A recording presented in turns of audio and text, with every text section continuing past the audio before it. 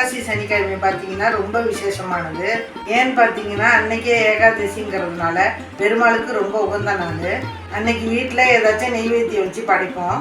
அதுக்காக தான் நம்ம சூப்பரான ஒரு நெய்வேத்திய ரெசிபி பார்க்க போகிறோம். அது என்னன்னு பார்த்தீங்கன்னா கருப்பு உளுந்தை வச்சு செய்கிற மிளகு வடை. இந்த வடை வந்து பெருமாள் கோயிலெலாம் கிடைக்கும். பெருமாளுக்கு ரொம்ப பிடிச்சது.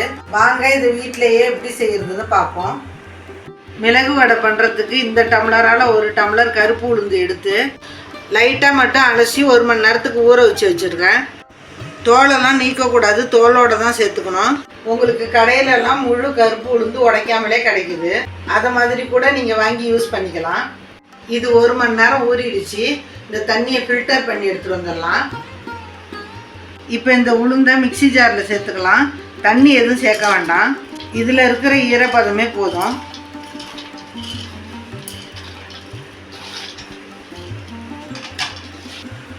இது கூடவே 1.5 ஸ்பூன் மிளகு போட்டுக்கலாம்.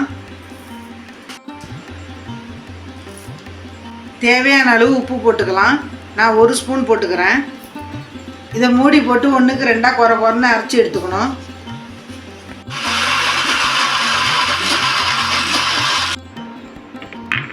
பாருங்க, இந்த மாதிரி நரன்னு அரைச்சி எடுத்துக்கணும். இதை ஒரு மிக்சிங் பவுலில் போட்டுக்கலாம்.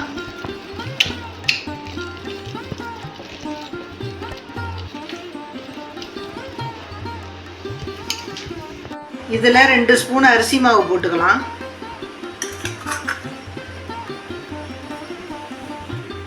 இதை நல்லா மிக்ஸ் பண்ணி விட்டுக்கணும்.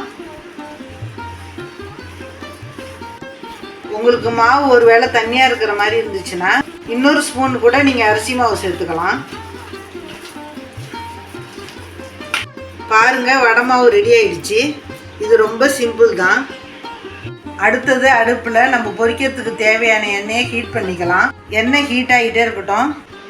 இப்போ வாழை இலை இல்லைன்னா பால் பாக்கெட்டு கவர் எடுத்துக்கோங்க. இதில் ஆயில் அப்ளை பண்ணி வச்சுருக்கேன். இப்போ மாவு கொஞ்சம் பெருசாக எடுத்து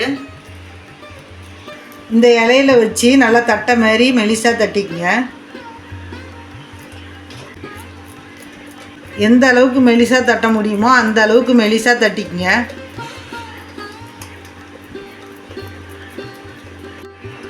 இது மாதிரி தட்டிட்டு நடுவில் ஒரு ஓட்டை போட்டுக்குங்க. எண்ணெய் சூடானதும் பொறுமையாக இலையிலேருந்து எடுத்து எண்ணெயில் போட்டுக்குங்க.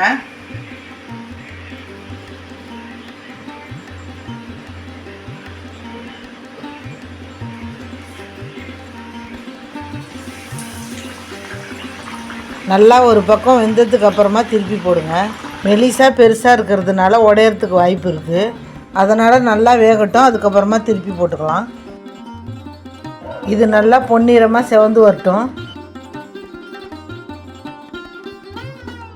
நல்லா கோல்டன் கலருக்கு செவந்து வந்ததும் ஒரு தட்டில் எடுத்து வச்சிடலாம்.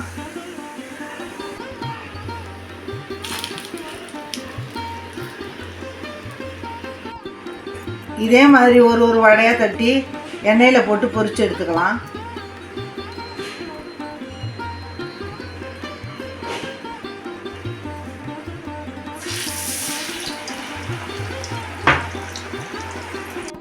அவ்வளோதான், பெருமாளுக்கு ரொம்ப பிடிச்ச நெய்வேத்தியம் ரெடி ஆயிடுச்சு. புதுசாக செய்கிறவங்க கூட இதை ஈஸியாக செஞ்சிடலாம். இதை நீங்களும் புரட்டாசி மாதம் கண்டிப்பாக ட்ரை பண்ணி பாருங்கள். எங்கள் சேனலுக்கு சப்ஸ்கிரைப் பண்ணாதவங்க மறக்காமல் சப்ஸ்கிரைப் பண்ணிக்கோங்க. வீடியோ பிடிச்சிருந்தால் லைக் அண்ட் கமெண்ட் பண்ணுங்கள். நன்றி, வணக்கம்.